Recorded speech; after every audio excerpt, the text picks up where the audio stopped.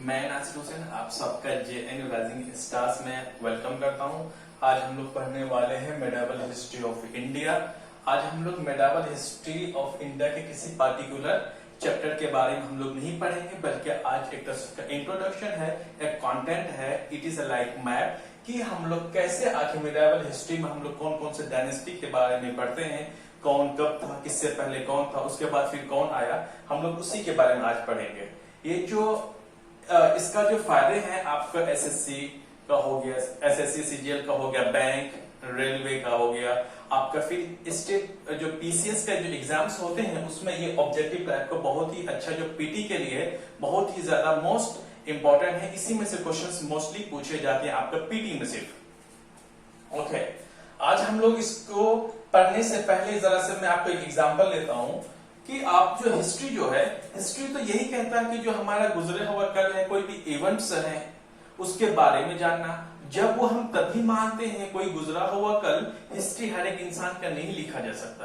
अगर मैं किसी भी एक मुगल एम्पायर की मैं बात कर लूं, वहां सिर्फ किंग्स नहीं थे और सभी आम लोग थे, उनके बारे में कुछ लिखा नहीं गया था, नहीं जाता है, सबके बारे में इतिहास नहीं लिखा जाता है।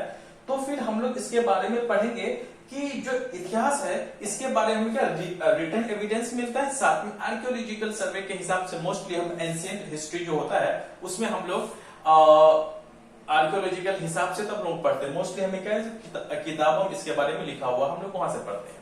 साथ में इतिहास से क्या गलतियां हुई थी, किनसे हम कैसे सीख सकते हैं, साथ में इन राजाओं के क्या जो इफेक्ट्स था, उनको जो भी उसने बेटर्स जो भी युद्ध लड़ा था उनका परिणाम क्या निकला, कुछ हम लोग उसके बारे में पढ़ेंगे। उसके बाद इसको पढ़ने से पहले जरा सा मैं एक एग्जांपल ले रहा हूं। मैं मान लेता हूं कि एक कोई, क्योंकि इतिहास को अगर समझना है आपको सीक्वेंस वाइज बेहद आपको जानना बहुत जरूरी है। आप जितने भी लोग शायद ये वीडियो देख रहे होंगे, मोस्टली आप सब लोग ग्रेजुएट होंगे, क्योंकि आप पढ़ने के लिए आपको आता है, बट कैसे चीजों को एक अच्छे से पढ़ना है वो शायद आपको कहीं ना कहीं शायद भूल मिस्टेक हो जाती है सबसे।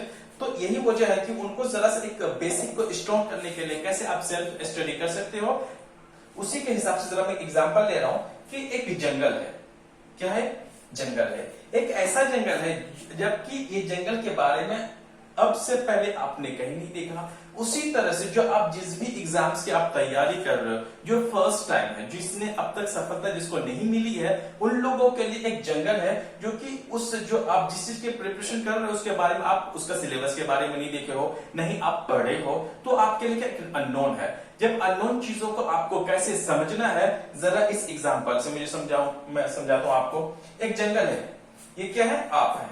जब इस जंगल में ये जंगल क्या आपका एग्जाम की तरह है। जैसे कि एग्जाम में आपका जो सिलेबस है, क्या क्या चीजें हैं आपको नहीं पता, उसी तरह से इस जंगल जो है इसमें क्या क्या आपको नहीं पता। आपको क्या होगा, पहले एंट्री करना पड़ेगा, फिर आपको एग्जिट करना है। एंट्री का मतलब होगा कि आप एग्जाम का बिगिनिंग शुरुआती कर रहे हो, आप शुरुआत कर रहे हो कहां तक के लिए, आपके मंजिल तक पहुंचने के लिए।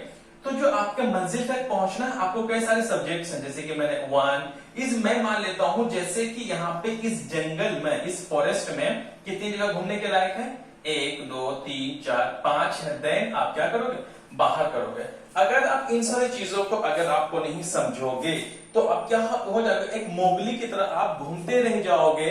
अगर आप जैसी एक मोगली की तरह घूमते रह जाओगे, उसी तरह से जो भी अगर इन अच्छे से अगर नहीं कोई पढ़ता है, नहीं समझता है, इसी तरह से उसे क्या अनसक्सेस मिलता है। क्या होता है उसे? अनसक्सेस। ही इसीलिए वो जो होता है क्योंकि वो इन सब चीजों को अच्छे से नहीं पढ़ पाते हैं। अगर आपको यहां से अगर एंट्री करना है तो आपके पास एक ऑप्शन है, वो है गाइड का। किसका ऑप्शन है? कि गाइड का। गाइड क्या करेगा, जैसे कि एक स्टूडेंट और टीचर के बीच में क्या होता है, एक टीचर का काम होता है कि एक बच्चे को अच्छे से ट्रेन करना, उसको अच्छे से पढ़ाना। लेकिन जब एग्जाम हॉल पे जाते हैं आप, तो एग्जाम हॉल पे आपके साथ आपका टीचर नहीं जाता, वहां आपको ही जाना पड़ेगा। जो आपने पढ़ा है, जो आपको टीचर समझाया है, तो उसी के हिसाब से आप ही वहां पे क्या करोगे, अच्छे से स्कोरिंग कर पाओगे, क्वेश्चंस को बहुत अच्छे से समझा पाओगे, या फिर आप खुद लिख पाओगे उतना अच्छा से जैसे कि एक ही टीचर हजारों सैकड़ों बच्चों को पढ़ाता है। क्या सबको कामयाबी मिलती है? नहीं मिलती है। कामयाबी उन्हीं को मिलती है जो कि आपका जो टीचर है, जो कह रहा है, चीजों की तरीका फॉलो करने के लिए कह रहा है, जो फॉलो करेगा उन्हीं को सक्सेस मिलेगी। गाइड है। गाइड क्या करेगा, इस एंट्री करने से पहले आपको बाहर मिलेगा, बाहर क्या एक मैप देगा। क्या देगा वो मैप। मैप में ये देगा कि सबसे पहले आपको इसके एग्जाम, इसमें जंगल में नहीं जा रहा है, वो जंगल से पहले ही यहाँ पे जो गाइड है वो मैप दिया। मैप पे उसने समझाया कि आपको सबसे पहले यहाँ पे जाना, 1 पे 2 3 4 5 जगह घूम करके तब आप क्या हो जाओगे, एग्जिट करोगे। तो आप क्या करेगा, तो आप मैप बहुत अच्छे से लेकर के जाओ। आपको अकेले जाना है, उसी तरह से आपको कहा एग्जाम हॉल पे अकेले जाना है।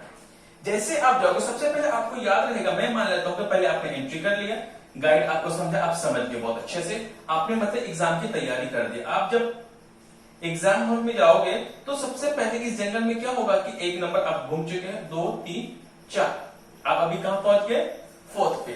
4th पे जब आप पहुंचे तो फिर अपना रिव्यू करो कि अच्छा मैंने अभी 3 जगह घूम चुके हैं, ठीक है, क्योंकि आपको यहां से यहां तक पहुंचने एक लिमिटेड टाइम है। प्लीज ये थोड़ा सा फर्स्ट बिगनिंग एग्जाम है, थोड़ा सा टाइम लग सकता है, लेकिन बहुत ही इंपॉर्टेंट है। जो इन सब चीजों को जो समझेगा वही कामयाबी उन्हीं को मिलेगी।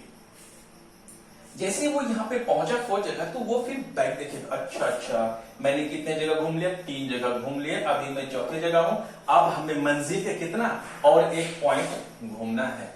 तो जब वो इस जगह रहा तो फिर घूमेगा, अच्छा मैंने 1 जगह घूम लिया, दूसरा भी नंबर घूम लिया, तीसरा भी जगह घूम लिया, अब मैं 4थी जगह की 5th के बाद मैं निकलूंगा। इससे क्या होगा, उसको वक्त का पता चला कि अब तक मैंने 1 से लेकर के 4th पोजीशन में पहुंचे कितना वक्त लगा, हमें कितना, जैसे कि एग्जाम का एक पीरियड टाइम होता है, तो आपका जब शुरुआती कर रहे हो आप फाइनल एग्जाम के बीच में आपके एक टाइम का मैनेजमेंट से इससे पता चलेगा। तब फिर क्या आएगा, अब एग्जिट हो जाओ। एग्जिट का मतलब जो अच्छे से समझा, टाइम के हिसाब से जो चला, उन्हीं को क्या मिलेगी, सक्सेस मिलेगी। ओके, जैसे एक गाइड या मैप दिया, उसी तरह से इन सब चीजों की तरह से एक टीचर, जैसे एक टीचर क्या करता है, आपको समझाता है। जैसे कि मैं हूं यहाँ पे, तो क्या होगा, जैसे ही आपको एक मैप देगा गाइड, टीचर क्या करेगा, एक कंटेंट बनाएगा। क्या करेगा, कंटेंट। कंटेंट का मतलब मैप। कंटेंट में क्या होगा कि आपको वो सारी चीजें जो आप जिस एग्जाम्स की तैयारी कर रहे हो, उन सारी चीजों का एक बहुत अच्छे से मैप, एक सीक्वेंस वाइज आपको बता देगा, ताकि कि आपको रिव्यू करने में इस बात में हेल्प मिलेगा कि आप क्या पढ़े हो, क्या पढ़ना है, कितना एग्जाम का टाइम है, आपकी स्पीड क्या होगी। तो इस तरह से आपके एनालिसिस कर पाओगे, अब टाइम मैनेजमेंट भी होगा, और फिर आप रिव्यू भी करोगे कि हमें कितना पढ़ना, कितना बाकी। मैं मान लेता हूं कि मेडिवल हिस्ट्री में आपने राइज ऑफ इस्लाम से ये वाला भी पढ़ लिया, ये भी पढ़ लिया, आप कहां, दिल्ली सल्तनत में पहुंच चुके हो। दिल्ली सल्तनत में आप देखो कि आपने क्या क्या पढ़ा है, आपको फिर अभी क्या करना, कौन सा सब्जेक्ट अभी और आपको पढ़ना है, कितना टाइम लगेगा। ओके, ये कंप्लीट हो चुका है। उसके बाद आते हैं, अब हमारा जो मेन टॉपिक है, अब फिर हम लोग आते हैं कहां पे, मेडिवल हिस्ट्री ऑफ इंडिया। जो मेडिवल हिस्ट्री का जो टाइम है वो है 712 AD से लेकर के 707। क्योंकि 712 लेते हैं, क्योंकि अगर 711 की मैं बात करूं, 711 में दरअसल की जो टाइम पीरियड है ना, मोहम्मद बिन कासिम जो फर्स्ट मुस्लिम जो अटैक्स इंडिया में किया था, जो सिंध क्षेत्र में था, हमारे मुल्क का जो हिंदुस्तान है हमारा प्यारा भारत का जो कि आज पाकिस्तान का क्षेत्र है, उसमें मोहम्मद बिन कासिम ने क्या अटैक किया था इस पे।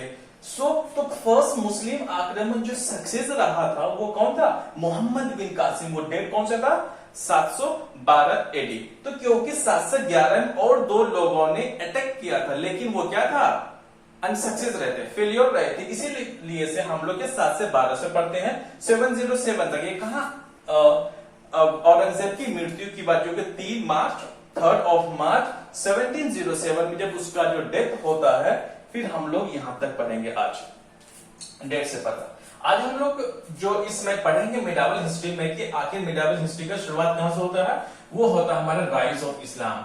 राइज ऑफ इस्लाम, इसका मतलब क्या, सबसे पहले आपको कहीं कहीं ये देखने को मिलेगा कि आपको जो आपको कोचिंग में कहीं पढ़ोगे, सबसे पहले वो आपको बताएंगे invasion of Arabs in India.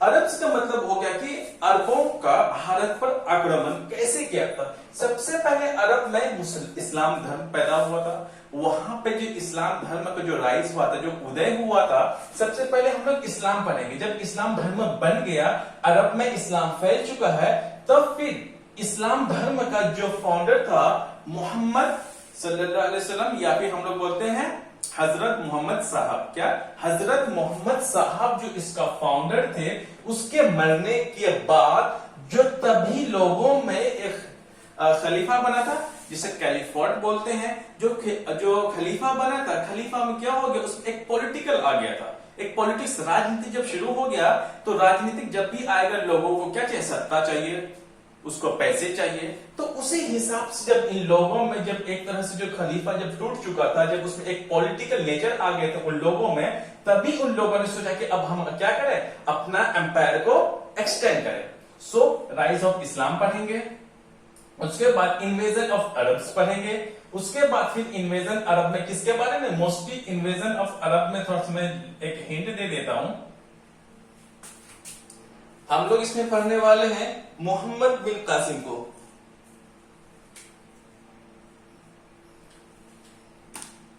तो फिर इन्वेजन ऑफ अरब में एक आदमी है जिसका नाम है मोहम्मद बिन कासिम।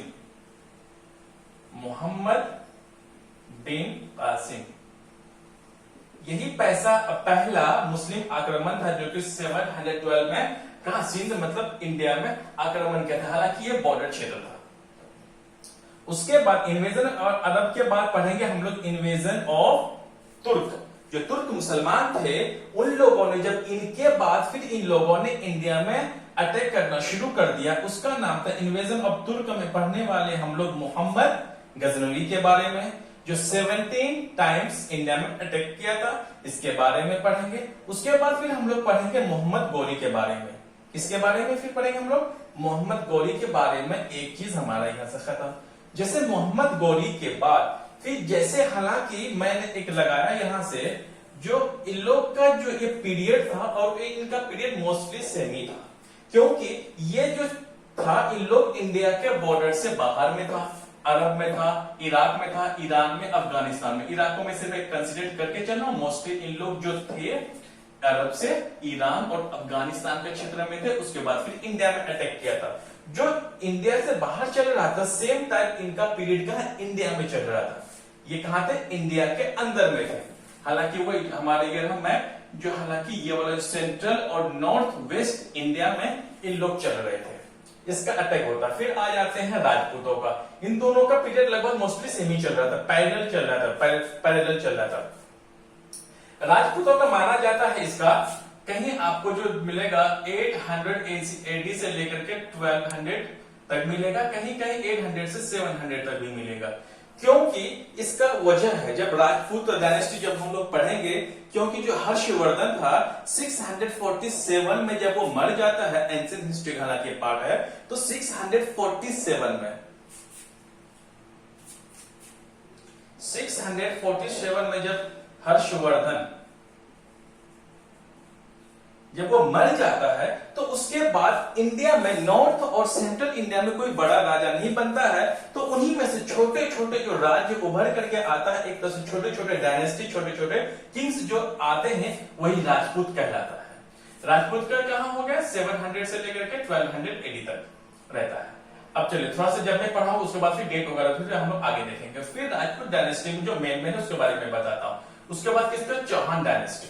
जरा सा मैप में जरा ध्यान रखें, माफ कीजिएगा जरा सा मेरी ड्राइंग प्रवृत्ति अच्छी नहीं है, जरा देखें। ये हमारा क्या, सिंध क्षेत्र, सिंध रीजन है। ये हमारा क्या है, सिंध रीजन, जो कि हमारा अफगानिस्तान और पाकिस्तान वाला क्षेत्र है।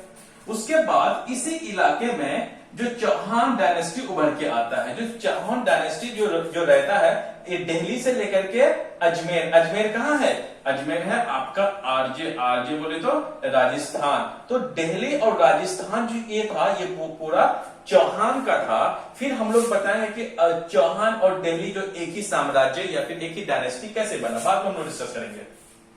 उसके बाद आएगा गुज्जर प्रतिहार। ये क्या है, गुज्जर प्रतिहार। जो गुज्जर प्रतिहार जस्ट उसका नीचे वाला पोर्शन है, ये वाला क्या है, गुजरात का पोर्शन है। क्या, गुजरात का पोर्शन। प्रतिहार जो था वो गुजरात के साथ साथ ये जो नॉर्थ राजस्थान का जो कुछ, साउथ राजस्थान का कुछ पार्ट था, उनमें प्रतिहार था। प्रतिहार डायनेस्टी, गुज्जर प्रतिहार DY डायनेस्टी, ये था। जैसे ही ये जो गुज्जर प्रतिहार जैसे कमजोर होने लगता है, जब ये खत्म होने लगता है, तो फिर उन्हीं की जगह में और एक डायनेस्टी उभर करके आता है। यह इतिहास का रूल रहा है, जो भी पावरफुल किंगडम जो भी पावरफुल किंगडम जो वो खत्म होने के कगार में होता है या फिर कमजोर होता है, फिर उसका एक फिर मेन रूलर्स जो मरने वाले होते हैं वो तबाह हो जाते हैं, तो फिर उन्हीं का आसपास में कोई न कोई एक पावरफुल किंग उभर करके एक सामने आने लगता है। उसी तरह से गुर्जर प्रतिहार का खत्म होने के बाद चालुक्य डायनेस्टी या फिर चालुक्य डायनेस्टी के बाद हम लोग बोलते सोलंकी डायनेस्टी, जो कि चालुक्य कहां गुजरात में था, मोस्टली कहा था ये गुजरात में था। तो जैसे ही प्रतिहार खत्म होने लगता है फिर चालुक्य या फिर सोलंकी डायनेस्टी का राइजिंग होता है, फिर वो उभर करके आता है। उसके बाद फिर हम लोग पढ़ने वाले हैं परमार डायनेस्टी। परमार जो डायनेस्टी था वो मोस्टली कहा था मालवा क्षेत्र था। मालवा क्षेत्र कहाँ है, वह है हमारे मध्य प्रदेश में। तो मध्य प्रदेश का जो इलाका था मालवा वहीं पे था, तो मालवा में कौन था, परमार डायनेस्टी का उदय होता है, यहीं से उसका ओरिजिन होना शुरू होता है। उसके बाद हम लोग पढ़ने वाले चंदेल का, चंदेल डायनेस्टी भी पढ़ेंगे और साथ में हम लोग पढ़ेंगे इसी में गढ़वाल। क्या पढ़ेंगे इसी में, मैंने लिखा नहीं है यहाँ पे,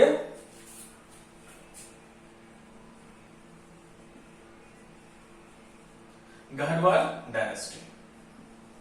गढ़वाल डायनेस्टी जो है वो उत्तर प्रदेश का जो इलाका था जिसका नाम था क्या, कन्नौज। इसी कन्नौज का इलाके में कौन था, गढ़वाल डायनेस्टी का उदय होता है। फिर ये कुल मिलाकर के जो अगर हम राजपूत का अगर हम देख लेते हैं, राजपूत का अगर कहां से हुआ, वो हुआ है ईस्ट में, पूर्व में कहा उत्तर प्रदेश कन्नौज, पश्चिम में कहा चले गए हैं हम, वेस्ट में आ जाते हैं गुजरात, नॉर्थ में कहा दिल्ली, और साथ में आपका आ जाता है ये राजस्थान अजमेर, और जो आपका साउथ में आ जाता है मालवा मध्य प्रदेश। हालांकि हिंदुस्तान का इन्हीं इलाकों में ही आपका राजपूत डायनेस्टी रहता है। मैंने जो ऊपर ले लिया, हालांकि इसमें जो हम पढ़ने वाले हैं हम इस साइड भी नहीं पढ़ेंगे, नीचे भी नहीं पढ़ेंगे, हम बाद का हमारा टॉपिक हो उसी वक्त जैसे ही इनका रहता है। फिर इन्हीं के बाद हम लोग आ जाते हैं फिर दिल्ली सल्तनत। दिल्ली सल्तनत में जो मेन जो इसका जो रहता है, दिल्ली सल्तनत का जो रहता है यहीं से रहता है। दिल्ली सल्तनत का जो रहता है 1206 से लेकर के 1526, ये दोनों डेट बहुत ही इंपॉर्टेंट, एडी है दोनों में, लगा लो आप एडी ये दोनों रहता है। सो दिल्ली सल्तनत का जो पीरियड रहता है वो 1206 से लेकर के 1526, क्योंकि 1206 में ही जो सलेब डायनेस्टी का इस्टेब्लिश किया जाता है, उसका फाउंडर जो फाउंडेड होता है, उसको जो फाउंडेड इन्हीं का स्थापित किया जाता है, किसका, सलेब डायनेस्टी का। क्योंकि जो दिल्ली सल्तनत में या फिर सल्तनत पीरियड जो रहता है हमारा सलेब डायनेस्टी से शुरू होता है। ये जो सलेब डायनेस्टी रहता है कहीं न कहीं मोहम्मद गोरी का रहता है, क्योंकि मोहम्मद गोरी का जो सल्तनत का जो फाउंडर होता है वो रहता है कुतुबुद्दीन ऐबक। कुतुबुद्दीन ऐबक जो रहता है ये गोरी का कौन था, नौकर था, एक हिसाब से स्लेव था, दास था। तो जब इनके मरने के बाद जब ये मर जाता है तो उन्हीं के बाद ये करता है कि लाहौर का इलाका जो रहता है, वही लाहौर के इलाका में क्या होता है, एक अपना एक डायनेस्टी को क्रिएट करता है, एस्टैब्लिश करता है, जिसका नाम पड़ रहा है सलेब डायनेस्टी या फिर मामलुक डायनेस्टी। इसी के बाद फिर मामलुक के जो या फिर सलेब डायनेस्टी के बाद आ जाता है खिलजी डायनेस्टी। फिर खिलजी डायनेस्टी के बाद आ जाता है तुगलक डायनेस्टी, फिर सैयद डायनेस्टी, उसके बाद आ जाता है लोधी डायनेस्टी। यही लोधी डायनेस्टी कब होता है, 1526 को दिल्ली से इनकी पावर खत्म हो जाता है, और यहीं से शुरुआत हो जाता है किसका, बाबर का, मतलब मुगल एम्पायर का। लोधी के बाद अगर हम लोग देख ले, मैंने लिखा है विजयनगर एम्पायर साउथ इंडिया में, और उसी के साथ साथ एक और था विजयनगर के साथ साथ बहमनी एम्पायर में, या फिर बहमनी एम्पायर को और एक नाम से बोलते हैं सल्तनत डेक्कन। तो आप सिर्फ बहमनी एम्पायर को आप याद रखो, क्योंकि जो तुगलक ये तो बिल्कुल ठीक ठाक आ रहा था, ये ठीक ठाक आ रहा था, जो इनका जो पावर था साउथ में कम रहा था, साउथ में कम था। जब कहां आ गया, तुगलक डायनेस्टी में एक जो इसका सुल्तान था उसका नाम था मोहम्मद बिन तुगलक। जब मोहम्मद बिन तुगलक जब अपना जो कैपिटल था दिल्ली से देवगिरी, दिल्ली से देवगिरी जब साउथ में जब अपना उसने कैपिटल जब शिफ्ट किया, तो और फिर जब देवगिरी से जब उसको वहां रास नहीं आया, कई सारी की परेशानियां होने लगी, फिर वो देवगिरी से जब अपना कैपिटल दिल्ली शिफ्ट किया, इन्हीं के बीच में जब वो शिफ्ट करने का दौरान था, उसी के बीच में साउथ इंडिया में दो दो बड़े बड़े एम्पायर क्या हो गए, बन गए, एस्टेब्लिश होता है उन्हीं के पीरियड में। फिर मैं आगे में बताऊंगा, सिर्फ एक मैं इंट्रोडक्शन दे रहा हूं। तो ये कैसे बना उसके बारे में बता रहा हूं। तुगलक डायनेस्टी उसी के बीच में जब मोहम्मद बिन तुगलक इन्हीं के साथ जब वो अपना कैपिटल कहां, दिल्ली से देवगिरी, फिर देवगिरी से दिल्ली जब लाने के दौरान उन्हीं के साउथ इंडिया में दो दो रहता कुछ ऐसे। कृष्णा नदी है, कृष्णा नदी के इस पार जो है विजयनगर एम्पायर बनता है, और कृष्णा नदी के जस्ट इस पार ऊपर में ही बनता है बहमनी एम्पायर। जो विजयनगर एम्पायर रहता है वो शुद्ध हिंदुइज्म रहता है, प्योर हिंदू का रहता है। और फिर इसका जब ऊपर की तरफ मतलब कृष्णा नदी के, जब ये कृष्णा नदी है इसके ऊपर में रहता है कौन, बहमनी एम्पायर, जो कि मुस्लिम्स का रहता है। हालांकि ये फिर 5 पार्ट्स में डिवाइड हो जाता है। तो फिर इन्हीं पीरियड, इन्हीं डायनेस्टी के पीरियड में इसका उदय होता है। सो इनका जो रहता है दिल्ली सल्तनत का, कहां से, मोहम्मद बिन तुगलक मतलब तुगलक डायनेस्टी के साथ साथ ये एक ही साथ में दोनों चलते रहता है। फिर जब चलते ही रहता है, फिर बाद में लोग, इसके बाद लोधी आ गया। फिर हम लोग दिल्ली सल्तनत में हम लोग पढ़ेंगे एडमिनिस्ट्रेशन क्या था, एडमिनिस्ट्रेशन किस तरह का चल रहा था, फिर उसका आर्किटेक्चर, क्योंकि आखिर इन्हीं एडमिनिस्ट्रेशन और आर्किटेक्चर से ही मोस्टली क्वेश्चंस पूछे जाते हैं। सलेम डायनेस्टी जो के जितने भी था, यहाँ पे कुतुबुद्दीन ऐबक हो गया, उसके बाद फिर इल्तुतमिश हो गया, फिर उसका बेटा फिर रजिया सुल्तान, इसी तरह से सारे में अलग अलग में उसके आर्किटेक्चर के बारे में एमसीक्यू से बहुत अच्छे से ऑब्जेक्टिव क्वेश्चन पूछा जाता है। फिर उसी का दिल्ली सल्तनत इकोनॉमी, उसका पैसे कहां से आ रहे थे, सोर्स ऑफ इनकम क्या था, उसके बारे में पढ़ेंगे। उसके बाद फिर मैंने इसके भी मैंने बता दिया। आ जाते हैं फिर अब आ जाते हैं हम लोग मुगल एम्पायर में। जैसे ही लोधी, इब्राहिम लोधी का जैसे ही बाबर क्या करता, अटैक कर देता है, तो उसको 26 दिसंबर और 1530 इसमें 26 पे उसको अटैक कर देता है। सॉरी, ये जो डेट में बता रहा हूं ना, 15 दिसंबर 1530, तो वो फिर बाबर का मैं डेथ का मैं डेट बता रहा हूं, वो नहीं, ये फिर सिर्फ आप यहां से अंपायर का जो है लोधी डायनेस्टी जो होता है वहां से खत्म होने के बाबर जो इसको मार देता है, जिसको हम लोग बोलते हैं बैटल ऑफ पानीपत जो रहता है, फर्स्ट बैटल जो रहता है पानीपत का। इसी में जो बैटल ऑफ पानीपत के बारे में थोड़ा सा मैं बता देता हूं, क्योंकि जो ये लड़ाई जो शुरुआत हुई थी, तो ये लगभग सुबह से लेकर के दोपहर तक ही हुआ था। ये जो लड़ाई थी वो सुबह से लेकर के दोपहर का हुआ था, इब्राहिम लोधी और बाबर के बीच में। हालांकि इस वक्त बाबर का इसमें बहुत कारनामा था, क्योंकि जब बाबर के पास जो उसके जो सेना थी सिर्फ 12,000 के तादाद में थी, और जो इब्राहिम लोधी था लगभग उसके पास 1 लाख की सेना थी। फिर भी बाबर यहाँ पे जीत जाता है। सिर्फ 12,000 की सेना बाबर के पास थी, और फिर जो सेना थी इब्राहिम लोधी के पास वो लगभग 1 लाख के करीब, फिर भी बाबर जीत जाता है। उसके बाद हम लोग जब मुगल एम्पायर का जब स्टैब्लिश हो जाता है, जब दिल्ली में जब इनकी पावर आ जाती है, उसके बाद फिर इसका जो बेटा रहता है हुमायूं, हुमायूं के बाद जो उसका बेटा रहता है अकबर, अकबर के बाद जहांगीर, फिर शाहजहां, फिर औरंगजेब, औरंगजेब के फिर ये था 1707 में 3 मार्च 1707 में औरंगजेब की मृत्यु हो जाती है।